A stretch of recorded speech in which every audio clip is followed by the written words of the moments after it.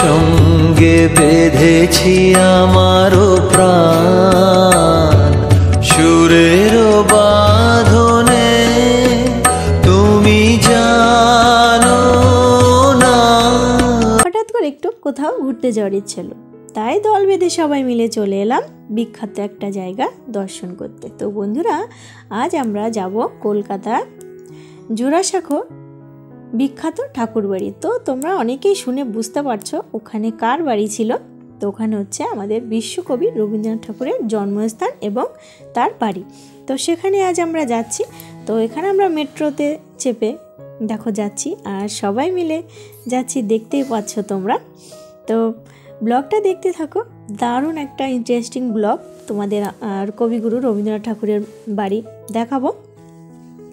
তো আমাদের কিন্তু ভীষণ মজা হচ্ছে। আর এই দেখো মেট্রো থেকে নেমে পড়লাম। তো এরই মধ্যে আমরা চলে এলাম রবীন্দ্রনাথ ঠাকুরের বাড়িতে। ভীষণ সুন্দর জায়গা, একদম শান্ত পরিবেশ, আর এখানে আসলে মনটা একদম জুড়িয়ে যায়। তো যাদের অশান্ত মন, ভাবছো কোথায় ঘুরতে যাবে, এখানে কিন্তু অবশ্যই একবার এসো। কবিগুরু রবীন্দ্রনাথ ঠাকুরের বাড়ি একবার হলো দর্শন করে যেও। এটা হচ্ছে রবীন্দ্রনাথ ঠাকুরের বাড়ির চাপা ফুলের গাছ। তো এখানে ভিডিও করা একদমই অ্যালাউ নেই, তবুও আমি একটু চুপি চুপি করে ভিডিও করে নিলাম তোমাদের দেখানোর জন্য। তো বন্ধুরা, দেখতেই পেলে আমরা কিন্তু এখানে ভীষণ মজা করে কাটালাম। আর ভেতরটা কিন্তু তোমাদের খুব ভালো করে দেখাতে পারলাম না, কারণ একদম ভেতরে গিয়ে মোবাইল ক্যামেরা কোনো কিছুর অ্যালাউ নেই, যেখানে আমরা কোনো ছবিও তুলতে পারিনি। আচ্ছা, যাই হোক, সেখান থেকে বেরিয়ে এসে আমরা আরেকটা দর্শনীয় স্থানে চলে এলাম। এটা হচ্ছে স্টোন টেম্পল। তো এখানেও ছবি তোলা কোনো অ্যালাউ নেই। লুকিয়ে চুরিয়ে একটা ছোট মতন ভিডিও করলাম তোমাদের দেখানোর জন্য।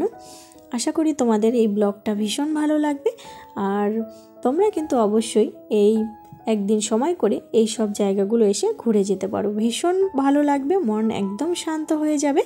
তো আমাদের ঘুরে কিন্তু বেশ মজা লেগেছে।